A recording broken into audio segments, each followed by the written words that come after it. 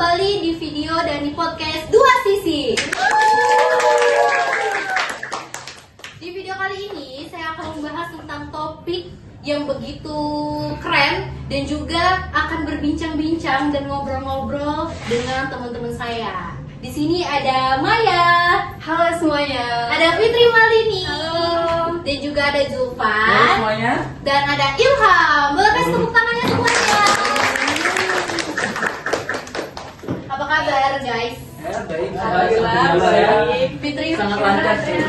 Gimana dengan tugas-tugas kuliah yang begitu banyak dan ribet ini? Itu nggak gampang ya, nggak ada yang ribet. Oh, agak sombong ya. Sombong Agak gitu. sombong. Biasa. Mudah-mudahan lah, mudah-mudahan. Iya. Jadi gimana perjalanan kalian dari rumah menuju tempat ini? Ya, akhirnya kami nyampe. Lumayan jauh sih. Selamat. Kalau dari tempat saya lumayan Oh, jauh. di mana Ilham tempatnya? Kebetulan saya di Alpen ya, masuk ke lorong 7. Kebetulan kita sama. Kita sama karena jadi kan ada kondisi. Oh, berarti agak deketan gitu kosnya. Kosannya lumayan jarak jauh.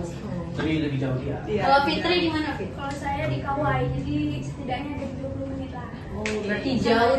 Effortnya kesini tuh luar biasa ya. Jadi teman-teman, di sini kita akan membahas dan memberikan tanggapan teman-teman nih tentang satu topik yang luar biasa, Oke. yaitu tentang gender. Nah, menurut teman-teman, apa sih gender itu? Apalagi kan kita ini sebagai generasi Gen Z, otomatis pandangan kita terhadap gender itu berbeda dengan pandangan generasi milenial pas di belakang kita gitu, setelah kita gitu. Pandangannya Maya dan Fitri gimana? Oke, siapa dulu nih, Pit? Boleh? Oke, terima kasih host. Dari mana temanya sangat menarik ya, tentang kesetaraan gender di kalangan generasi Z. Menurut aku ini tuh penting banget karena kedepannya itu kita sebagai generasi Z ya bisa memahami gimana sih dan apa sih itu gender kedepannya gitu.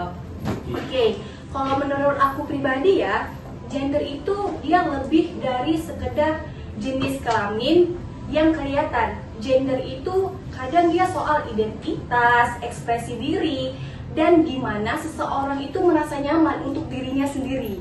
Nah, kayak kita aja ya, kita kan termasuk generasi Z nih ya. Ya.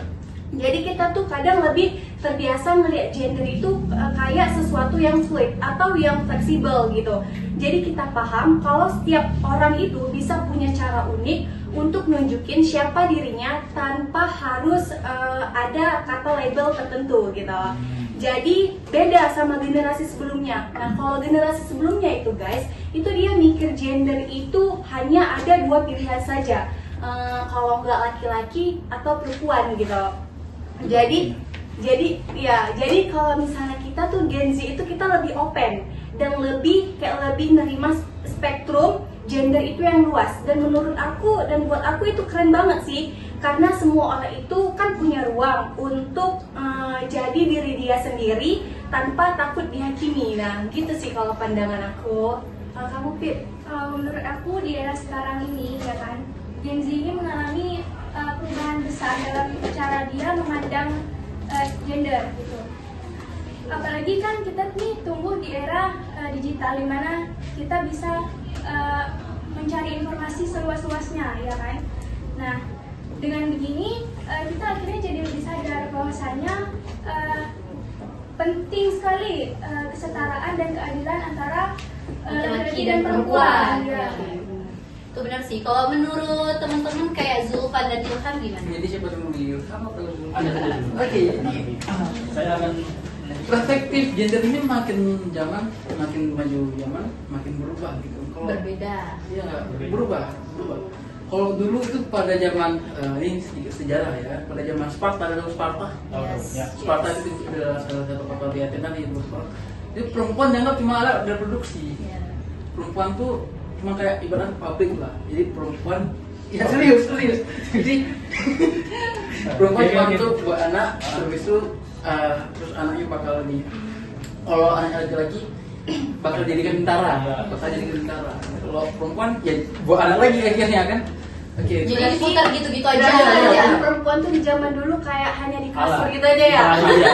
Oke. Agak kayak mana gitu ya bahasanya. Terus makin zaman makin manja kemudian muncullah ada namanya feminisme. Itu diadakan karena mereka merasa kesetaraannya nggak ada, laki-laki dan perempuan tuh nggak ada. Kayak perempuan nggak bisa berkarir, perempuan cuma untuk rumah tangga, cuma itu doang.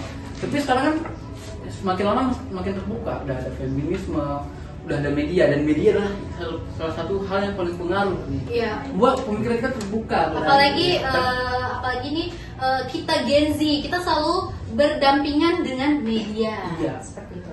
Jadi semakin maju semakin terbuka. Terus perempuan sekarang jadi bebas deh, mau berkarir sebagai apa, mau ingin menjadi sebagai apa gitu. Kayak Maya dan Fitri bilang, perempuan udah boleh berekspresi sesuai asal keinginan dia gitu.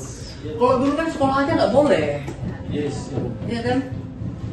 Oke, lanjut gimana Kalau menurut Ilham gimana nih? Kalau menurut saya sih seperti yang dikatakan Maya tadi ya, jadi gender ini bukan sekedar jenis kelamin ya. Jadi gender ini kita pahami sebagai peran orang seseorang itu dari kelamin laki-laki maupun perempuan. Jadi di zaman sekarang ini ya kita kita lebih mengenal kesetaraan gender. Yes. Orang-orang banyak menganggap kesetaraan gender itu berarti semua sama. Yes. Ya. Jadi yang dibilang kesetaraan gender itu ada ruang lingkupnya yang berbeda daripada yang kalian pahami ataupun yang dipahami oleh orang-orang kan. Dan yang dimana contohnya itu kayak yang dibilang Bung Sulpan tadi, wanita itu masih bisa berkarir gitu. Tidak ada batasan bagi wanita untuk berkarir ya kan. Tapi itu kita kesampaikan ke ranah yang ruang lingkup lain. Jangan kalian misalnya kayak misalnya ini kesetaraan gender berarti semua sama gitu. Berarti kalau misalnya laki-laki nggak menutup auratnya, misalnya rambut misalnya gitu, kalian kan bagi kaum perempuan kan bagi terutama muslim gitu kan, masa laki-laki boleh terbuka nampakkan rambut kami tidak gitu. Itu sudah ke ruang lingkup yang lain. Nah, itu menurut saya. Oke, yang dikatakan oleh Ilham tadi itu masuknya juga ke kebebasan ekspresi. Saya mau ngomong apa lagi? Harus tiga kesempatan tuh ya. Oke. Jadi kebebasan ekspresi ini sekarang gimana ya? Kalau yang bilang tadi itu kebanyakan masih dalam masuk ke agama gitu, dalam dogma agama. Jadi kalau kita bicara di luar konteks, luar agama, ada beberapa orang bilang tubuhku hak aku gitu. Ya. Jadi suka aku, jadi mau berpakaian bagaimanapun, bagaimanapun sesuai. Jadi kayak apa ngelarang-larang orang diriku, tubuhku ngapain ngelarang-larang kan kayak gitu. Ada pepatah mengatakan kalau jangan kalian atur betul cara berpakaian kami karena hidup tak sependek. Iya. Kelas. Sangat keren ya. Oke, kita sensor itu ya. Sensor nanti ya Sensor itu. Itu kalau kita bicarakan konteks luar agama gitu. Tapi kalau dalam agama kita masih ada norma-norma yang harus dibataskan gitu untuk masalah cara berpakaian. Itu. Dan itu juga dalam agama kan untuk kebaikan kita semua ya. Iya sebenarnya, cuman kan berbeda pandangan juga. Kadang kalau pandangan orang itu baik, otomatis tidak semuanya yang gimana ya, yang kayak berhijab, yang tidak berhijab. Tidak selamanya itu jelek kan? Iya. Berarti itu kayak pandangannya sudah berbeda. Oke. Ada yang mau ditambahin lagi? Gini Bu, kalau misalnya ada ini agak lain sedikit bahasannya. Gak apa-apa, boleh sampaikan aja. Iya. Kalian ada ngerasa nggak kalau misalnya kalian pernah nggak pengen gini bersuami banyak gitu? Ya kalau kita banyak deh. Bisa gimana deh? Kalau bisa empat ya. Bukan, inilah pandangan laki-laki dan perempuan ini yang berbeda ya. Karena kan Maya. misalnya ini, curang masa laki-laki bisa di steam fry, kami tidak. Oh enggak, kalau kita ini perempuan itu lebih kayak udah satu ya satu. Iya, yang penting setia Nah, dan, itu. dan mampu menuntun kita untuk ke jalan masa Dan depan. juga nafkahnya, nah itu lebih penting. Nah itu termasuk Iya sih. standar kesetaraan Gender, bagi benar. laki-laki. Emang laki-laki harus sekali kita sukses gitu, kan Menurut kalian gimana? Tapi Memang harus sekali selama Oh. laki-laki itu berpenghasilan tinggi. Maksudnya standar kesuksesan kalian itu gimana? Oh, berarti ini lempar pertanyaan balik nih ke Maya dan Kalau- Fitri gitu. Gimana menurut kalian? Kamu dulu balik. Pandangan saya Pandangan saya. terkait ekonomi. Ekonomi. Enggak, maksudnya standar sukses laki-laki yang Oh. kalian idamkan itu seperti apa maksudnya? Kalau Apakah menurut apakah harus banyak uang, beras, darah biru? Kalau menurut saya, tingkat kesuksesan laki-laki itu dilihat dari bagaimana dia menjalankan rumah tangganya. Misalnya begini ya. Misalnya ketika kita kan perempuan atau laki-laki punya peran di rumah tuh setara gitu loh. Jangan maksudnya tuh suksesnya tuh bukan berarti sukses dari finansial aja gitu, tapi dia juga harus sukses dalam membangun rumah tangga yang harmonis. Misalnya kayak ini ya peran tanggung jawab untuk ibu. Misalnya kan kita sering lihat ya tata krama, pembelajaran tata krama dari orang untuk anak tuh biasanya dari ibu kan. Tapi mulai sekarang itu kita bisa lihat bahwasanya laki-laki pun punya peran yang sama untuk mengajarkan anaknya tata krama gitu. Jadi sukses menurut saya itu bukan berarti dari finansial aja, tapi ya tetap dari bagaimana dia berusaha membawa rumah tangganya itu Ke depannya. gitu. Oke, Oke. yang dimaksud Berarti yang dimaksud itu tadi adalah jadi patriarki ya, ada namanya sistem patriarki dalam rumah tangga. dalam rumah tangga. Dan kalau dulu kan emang kuat kali ya, kalau laki-laki pulang kerja harus bikin teh, harus nggak mau nyapu, habis itu mau tidur aja. Yang penting cari uang. Yang penting cari uang, cari Nah, cuan. sekarang kita budaya udah berbeda. Lagi di kita generasi Gen Z gitu. Kita ngerasa masa enak kali laki-laki cuman gitu. Nah, cuma cari duit, terus yang masak perempuan, jaga anak perempuan, seperti itu. Perempuan punya beban ganda. Iya benar-benar. Ada yang dia udah ngurus anak di rumahnya, habis itu berkarir lagi. Iya. Itulah hebatnya para Para perempuan guys. Kalau ya, jadi saya harus katakan kalau perempuan beberapa perempuan lebih hebat dari laki-laki karena ada yang kebangan, mereka menanggung beban ganda. Ya intinya kita respect ya sama misalnya. Yes. Respect. Menarik banget. Baik teman-teman, dari tadi ini kita sudah mau memasuki pertanyaan kedua untuk teman-teman. Yang dimana dari tadi kita sudah menyinggung tentang kesetaraan gender. Ya. Bahwasanya kesetaraan gender ini kan luas ya, luas dan sangat-sangat luas. Bahkan banyak sekali jurnalis-jurnalis yang membahas tentang kesetaraan gender, teman-teman. Nah, menurut teman-teman, bagaimana sih pandangan masyarakat di sekitar teman-teman itu? Baik itu di lingkungan kos ataupun lingkungan rumah sendiri gitu. Pandangan masyarakatnya gimana? Kalau contohnya saya, kalau boleh cerita, sebelum saya kuliah ke UTU, saya selalu bilang ke ibu saya bahwasanya saya itu mau kuliah, mau ngambil prodi ilmu komunikasi dan segala macamnya. Otomatis ibu saya ini kayak sebenarnya bukan menggosip ya, lebih kayak menceritakan bahwasanya anaknya ini mau kuliah seperti itu. Jadi tetangga saya ini bilang seperti ini, buat apa kuliah? Apalagi perempuan itu kan kerjaannya itu cuma di rumah aja, nanti ngurus suami, ngurus rumah, ngurus anak, masak dan segala macamnya. Gimana tuh tanggapan kalian tentang itu? Jadi sebenarnya itu kan cuma terjadi di perempuan, laki-laki juga. Ngapain kalian kuliah? Ujung-ujungnya juga kalian cari uang. Ya. Kuliah hanya pengangguran dengan gaya. Yes. Nah itu juga banyak. Sebenarnya itu yang dipakai, yang terjadi di kehidupannya Anda itu mungkin itu masih orang masih pakai stereotip lama. Iya. Ya, Yang masih dan mereka mungkin belum rekomendasi dengan media. Kalau kita kan semakin lama rekomendasi apa? berkontribusi. Karena kita join dalam media nih, kita ikut nimbrung dalam media, kita banyak dari sosial media. Itu pemikiran-pemikiran luar masuk ke kita jadi ngerti apa itu hak dan kewajiban kita. Yes. Ngerti nggak? Ya. Kalau kita masih enggak terpengaruh dalam media, kayaknya kita masih nggak tahu deh apa itu hak kewajiban kita. Kita masih dulu nurut aja apa kata orang tua, Apa kata orang tua, ya, apa benar. itu benar apa itu salah, kita nggak tahu gitu. Dan media ini berperan penting untuk membangun perspektif kita sebagai masyarakat gitu.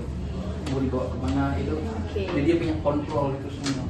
Kalau menurut aku ya, dari pendapat Zahra tadi ya, kayak misalnya kayak kan mau berangkat ke UTU tadi kan, mau kuliah di UTU misalnya, terus ada kayak para tetangga yang bilang ngapain kuliah, kok ujung-ujungnya juga nantinya Di dapur, rumah ngurus suami nah, kayak gitu kan. Padahal yang kita inginkan itu ngurus suami yang bagaimana, Iya. ngurus rumah yang bagaimana, dan dapur yang bagaimana kan kayak gitu. Mungkin itu bisa juga dibilang dengan Julfan tadi, mungkin itu dia masih kata Ilham ya, dia pakai stereotip yang lama. Yang lama, Nah, ya. jadi sebenarnya dan biasanya juga itu, maaf ya Jar, biasanya itu hanya di orang-orang kampung gitu yang kurang menggunakan media gitu. Ya karena kan pertanyaan ini Sinyal memang ada. untuk Iya, masyarakat sinyal. seperti itu. Sinyal nggak ada, Nggak sinyal. mati lampu.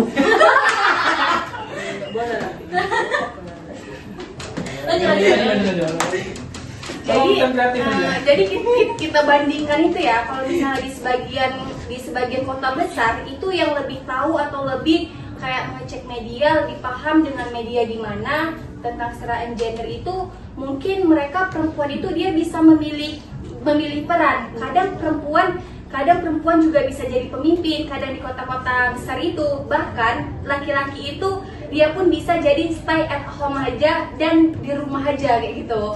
Jadi kebalikannya itu kalau misalnya di kota-kota besar ya, menurut aku kayak gitu. Kalau itu kan masalah rumah tangga dan itu bisa didiskusikan masing-masing rumah tangga. Ada yang mungkin dia rasa kalau seorang pria ini nggak mencukupi untuk menghidupi Keluarganya. Jadi ya udah, daripada gitu perempuan yang punya skill yang lebih besar daripada laki-laki bekerja gitu. Kalau menurut Fitri, Kalau di lingkungan sekitar aku tuh, kalau misalnya terkait pendidikan ya, ini udah mulai terbuka. Saya tuh nggak ada lagi yang tuh apa perempuan pergi kuliah gitu. Pandangan mereka terkait saya misalnya yang pergi kuliah setiap hari itu nggak negatif lagi gitu. Tapi tetap ada dari aspek lain. Misalnya gini, tetangga saya punya 4 orang anak. Nah, ibu dan ayahnya sama-sama bekerja. Nah, ketika di rumah, misalnya tetangga nih kan pergi ke rumah dia, lagi pergi itu di rumah, ayahnya nih misalnya lagi memandikan anaknya atau lagi memasak nasi gitu kan. Itu cemoohan itu langsung ada ketika di belakang keluarga ini gitu kan. Masa hal kayak gitu tuh masih dianggap bahwasanya loh perempuan dong yang harus ngerjain semua pekerjaan rumah gitu kan, sementara laki-laki nggak apa-apa udah bekerja di luar. Kok nggak lihat, kok nggak bisa melihat bahwasanya si istri pun bisa keluar juga, Iya, gitu bisa kan. bekerja, Nah, kayak iya, iya. gitu. Jadi lingkungan sekitar ya masih Dan itu boleh berteriakin namanya. Tapi kalau misalnya kalian kedua orang tua yang misalnya kerja, kasihan anak, kalau anaknya pendidikan, Anaknya kena dampak ya. Anaknya kena dampak nanti. Sekarang ada pembantu bro. Ya. Yo, udah pembantu sekarang nggak ada yang Mungkin berbeda, siapa tahu kalau misalnya mereka ayah dan ibunya itu bekerja, siapa tahu yang bosnya itu neneknya atau kakeknya kayak gitu. Loh, masa Anda yang punya anak, nenek Anda yang Biasanya dalam kehidupan masyarakat seperti itu, kalau kita pakai pembantu babysitter, ya udah orang tuanya disuruh mengurus. Kalau broken home wajar sih ya. Kita tidak boleh menyentuh broken home. Jangan. Enggak, ini kita ya kalau misalnya neneknya mau melawan. Kalau misalnya nggak mau, atau ini anak lu kenapa gue yang lewat gitu?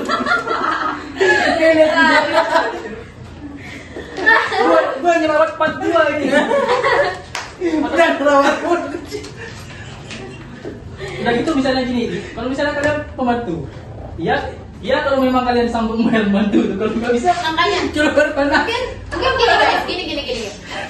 Pandangan kita kan berbeda dengan pembantu dan kerjanya ayah dan ibu seperti itu kan. Siapa tahu ya karena ayahnya ini gajinya tidak bisa mencukupi, otomatis ibunya juga kerja dengan 4 anak ini, ya kan? Jadi kayak ya siapa tahu dengan 2 gaji ini cukup semua untuk pembantu ataupun kayak mengasihi orang tua gitu tuh. Tapi ya orang tua itu penting untuk membangun karakter anak. Kalau anak nggak dekat sama orang Ya. tua itu berbahaya. Ya. Jadi mengusir Karena ada pembantu sanggup bayar pembantu puluhan juta. Kalau yang pembantunya orang nggak jelas gimana? Bukan orang aja maksudnya. Nggak, maksudnya Orang tua itu lebih penting dari apapun. Orang Ya, tua peran orang tua memang lebih nomor penting satu. dari apapun. Ya. Nomor satu dari lahir udah sama orang tua. Dan saya pernah nonton podcast dari Dr. Tirta. Yes. Ya. Jadi dia bilang gini, kalau orang tua tuh harus ajak diskusi anak, harus ajak ngomong anak, harus setiap hari. Kalau bisa, dan dia itu waktu kecil dibawa orang tuanya kerja, daripada tinggal membantu. Padahal dia ayahnya sangat apa ya, dosen, bukan cukup mampu lah. Tapi dibawa kerja kenapa? Dia ngerti gimana cara cari uang, dan itu kebentuk lalu ceritanya sekarang katanya. Ceritanya sekarang. Walaupun omongannya sangat kasar ya. Ya, itu masuk kegagalan orang tua mendidik anak. Iya, Itu kalau itu pergaulan sih, Ya, pergaulan lingkungan. tapi orang tuanya juga anak sih. Iya. Oke guys, jadi kita cukupi pembahasan orang tua dan anak ini. Karena kayaknya pembahasan kita makin melebar gitu kan. Itulah punya podcast Itu talk kan show. bukan talk show, karena kalau ke talk show ini kan kita lebih ke fokus. Bisa ingat? Nanti itu di-cut ya. Uya di-cut. punya. Tunggu ya. Anda yang paling punya dulu. Kan. Kalian bisa diem? Enggak. Oke, kita lanjut lagi. Ya teman-teman, tadi kan kita udah menyinggung tentang media sosialnya Gen Z. Jadi tuh berapa besar sih peran media sosial itu dalam membentuk pandangan Gen Z tentang gender? 50%. Dari yang lain? Lebih malah.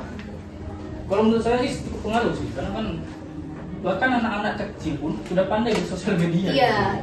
Dan bagi saya, Dan maksudnya pengaruh media sosial ini bisa Sangat berat, ya. langsung ini, bahkan ada anak kecil yang udah tahu tren gini-gini tuh.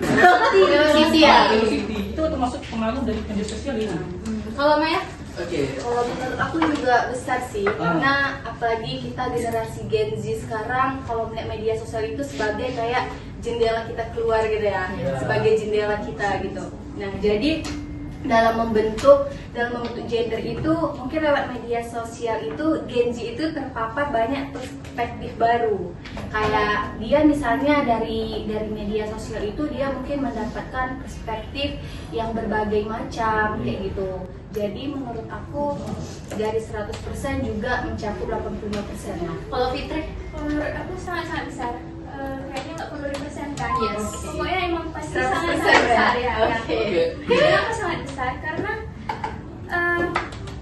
dari konten-konten itulah kita akhirnya sadar bahwasanya ada namanya kesetaraan gender, ada namanya peran gender, Yeah. ada namanya hak-hak individu yang sebelumnya tuh tabu. Kita merasa apa yang udah pernah misalnya kayak Gen X nih ya menurunkan pandangan bahwasanya perempuan nggak perlu sekolah tinggi yang Yeah. seperti tadi kita udah bicarakan. Nah, tapi semakin di sini kan hal itu udah nggak berlaku lagi berlaku gitu. di Semua orang, generasi Z. Oke, kalau saya tambah sedikit, gimana caranya nggak ke kontrol media? Karena peran media sangat besar kayak gitu. Gimana caranya nggak kita benar-benar 100% dikontrol itu, alias nggak FOMO ya.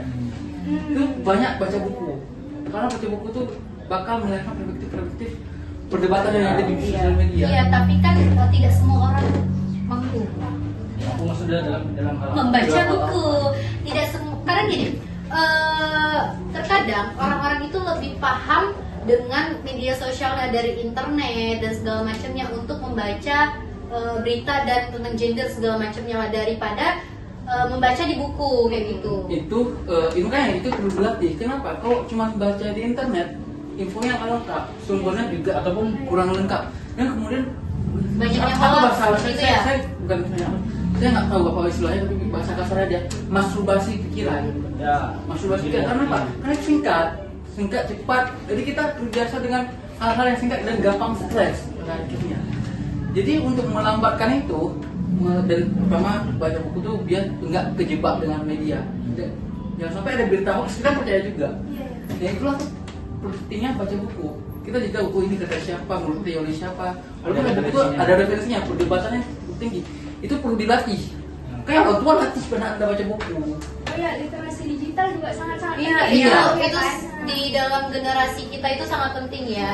Kita tidak lagi menggunakan literasi yang seperti zaman dulu kita yang baca buku tiap pagi dan segala macamnya. Sekarang itu ada namanya literasi digital di mana kita itu bisa mendapatkan informasi-informasi dari media sosial manapun. Dan juga harap juga berhati-hati karena banyaknya berita hoax ataupun berita-berita miring yang tidak benar kayak gitu. Kayak dikatakan ini ada pepatah dari Friedrich Nietzsche bahwa Tuhan itu udah mati. Oke. Ya. Pernah. Itu dikatakan Friedrich Nietzsche dalam konteks apa? Tapi ini percaya dalam sosial media, Tuhan benar-benar mati dibunuh oleh manusia. Dibunuh oleh pikirannya Oleh, sendiri. kalau menurut aslinya, karena ketidakadaan moral dari manusia lagi, jadi Tuhan itu udah dianggap udah ada. Kayak manusia itu menghinakan Tuhan. Tapi dipakai oleh orang-orang di internet untuk membenarkan bahwa dia malah sholat. Karena dia malah sholat, dia menggunakan argumen itu. Akhirnya apa? Dia bilang agama itu udah gak penting lagi. Bla bla bla. Kenapa? Itu karena masturbasi pikiran tadi. Karena informasi yang instan terjadinya begitu. Tapi coba dia baca buku dari awal, Friedrich Nietzsche itu dari awal dia baca buku Friedrich Nietzsche, jadi tahu konteksnya bab per babnya, bukan cuma bab itu aja, bukan cuma satu bab yang dia pahami, tapi bab sebelum yang mempengaruhi bab ini, bab setelahnya mempengaruhi bab ini.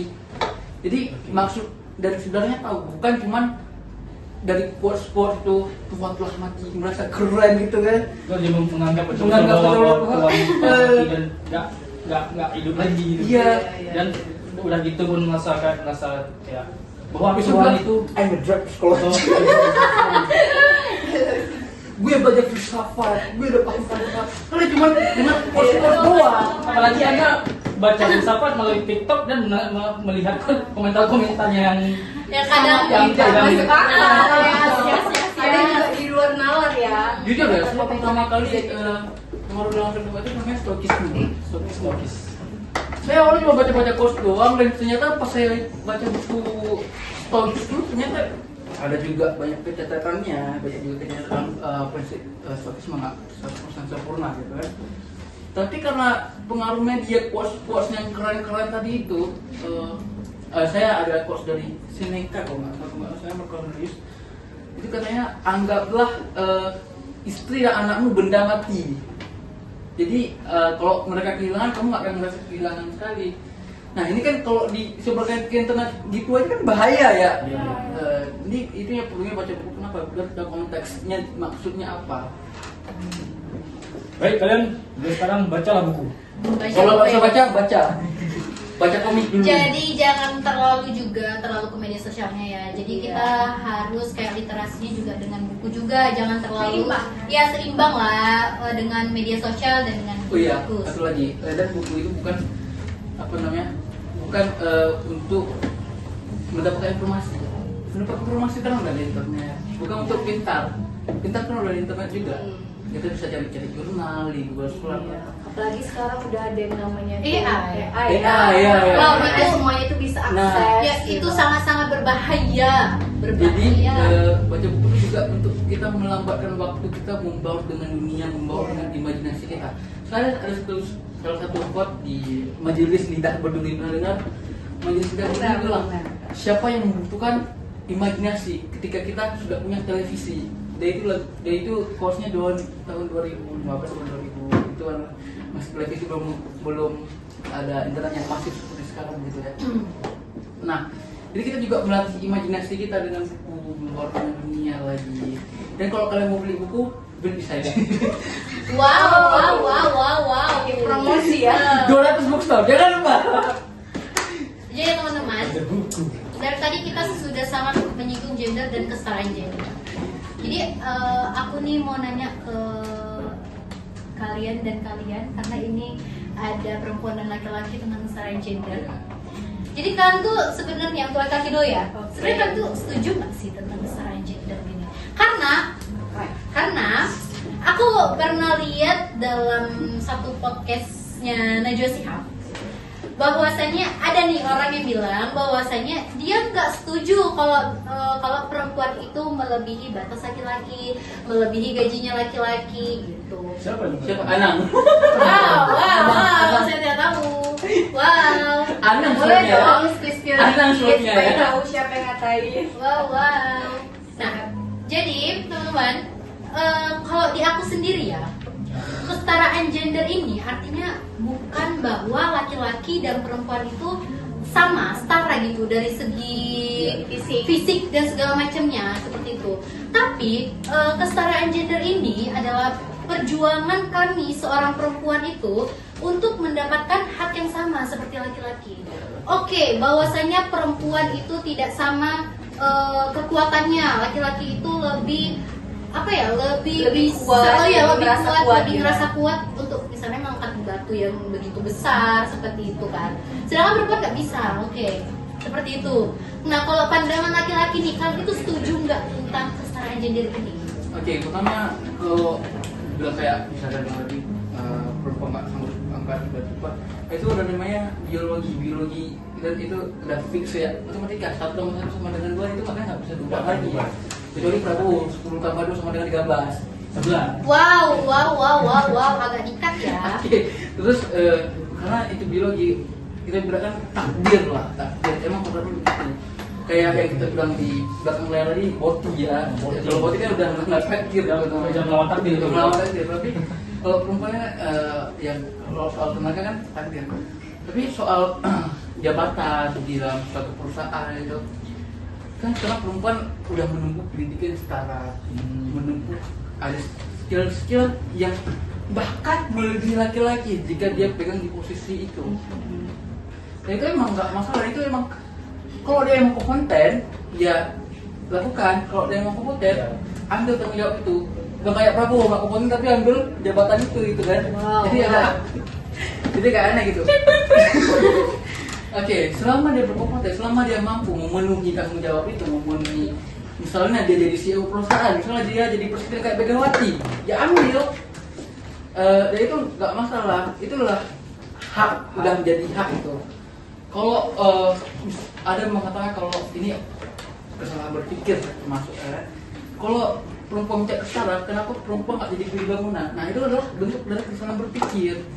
Karena perempuan nggak diajarkan untuk mengangkat batu, untuk naik manjat ke atas rumah, baru enggak. Ya ada bengkok-bengkok yang ada.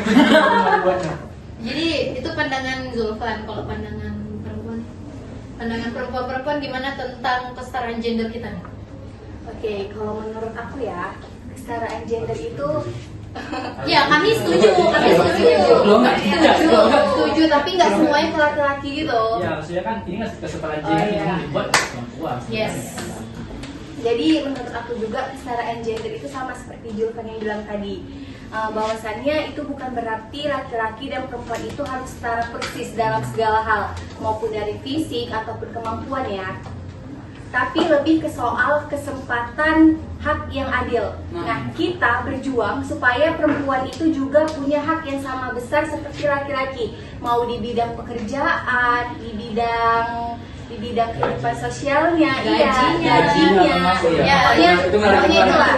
itu menarik tuh. Karena kan memang wanita ini memang menuntut kesetaraan gender Iya. kan dari gajinya. Iya. bener-bener. Karena kita Oke. dapat di beberapa video juga Iya. banyak sekali kesetaraan gender itu dilihat dari gajinya, bahwasanya kenapa sih sama-sama misalnya sama-sama CEO cewek dan cowok tapi lebih gede gajinya yang cowok, kenapa nggak ke cewek kayak gitu? Kalau saya bisa aja kalau misalnya gaji lebih gede kecil, kenapa? Karena mereka memiliki beban, mereka punya ada waktu-waktu darurat kayak melahirkan, ada menstruasi, mereka punya hak lebih dalam itu. Kalau kita, kalau saya kok Kalau setuju. kita- Oke, kenapa? Karena kalau memang Anda bilang harus lebih besar ke Iya. wanita, itu udah menghilangkan kesetaraan gender ini. Iya. Harusnya yang namanya kesetaraan gender itu adil. Sama. Karena kenapa saya bilang Berdasarkan gini. kemampuan ya. Yes. Oke. Karena memang gini kan, kita kan nggak tahu dari sudut pandang mana kita melihat gitu kan. Iya. Mungkin Bung tadi melihat tadi mungkin wanita lebih banyak tanggung Lebih besar jawabnya. gitu. Padahal di sudut pandang yang lain, orang ada yang melihat bahwa laki-laki di punggungnya lebih berat daripada perempuan. Padahal Dan- kalau dalam pemikiran perempuan ya, udah perempuan yang melahirkan, perempuan yang juga ikut mencari nafkah, ngurus rumah segala macem. Jadi kenapa gitu? Why? Dan saya pernah baca di bola tadi Pak, ada beberapa perusahaan nih, saya nggak tahu perusahaan mana aja, tapi ada yang perusahaan yang tidak boleh cuti melahirkan, ada yang Ya. tidak boleh menstruasi, ada yang tidak menyediakan ruang-ruang privasi untuk perempuan itu. Terus saya di Indonesia ini kesetaraan itu masih kurang, Minim sekali masih ya. minim ya. Jadi jika Anda perempuan, Apalagi di jika Indonesia. Anda mau berkarir, berkarirlah di luar negeri. Apalagi di Indonesia kan sangat-sangat minim. Iya. Ilham gimana? Kalau menurut saya setuju karena kesedarannya, karena dari dulu zaman para sahabat Nabi kan, beliau yang orang yang pertama yang meningkatkan derajat wanita. Iya. Dari itulah kesetaraan gender itu timbul. Jadi kalau misalnya untuk menolak, saya tidak ada alasan untuk menolak kesetaraan itu, tidak. Karena memang itu kodratnya dari dulu kan. Kalau menurut saya itu saja. Saya setuju. Setuju dengan Tapi- teman-teman setuju nggak? Setuju. Tapi itu tadi Yang dalam kontrak kena cut. ya, tapi itu tadi dalam lingkup yang maksud saya tadi itu kan kalau memang jadi perempuan ya maksudnya jalanilah kewajiban perempuan gitu, bukan berarti ya sama dengan Iya, laki-laki. benar-benar. Oke. Tidak sih. Baik, terima kasih teman-teman semuanya yang udah mau hadir di podcast ini. Jangan Oke. kapok-kapok main di podcast ini ya. Oke, baik. Kenapa Kayaknya Zulfa? ini trauma deh lihat ini ya. Oh enggak yang trauma. Kita lihat ini komen-komennya tadi. Terima kasih sekali lagi buat semuanya yang udah dengerin podcast ini dari awal hingga akhir video. Kami juga mau mengucapkan banyak terima kasih kepada Gampung Coffee yang udah jadi pendukung utama video ini. Nggak cuma tempatnya juga yang asik, tapi Gampung Coffee ini menunya juga lengkap ya, dan enak-enak banget. Dari ada snack, ada makanan beratnya, kopinya kayak gini. Ini bener-bener enak, enak kan? Iya, sangat. Enak banget sih untuk para Gen Z segera nongkrong di sini ya. Nggak harus dari sini juga. Oh iya. Ada, ya. Ini cocok.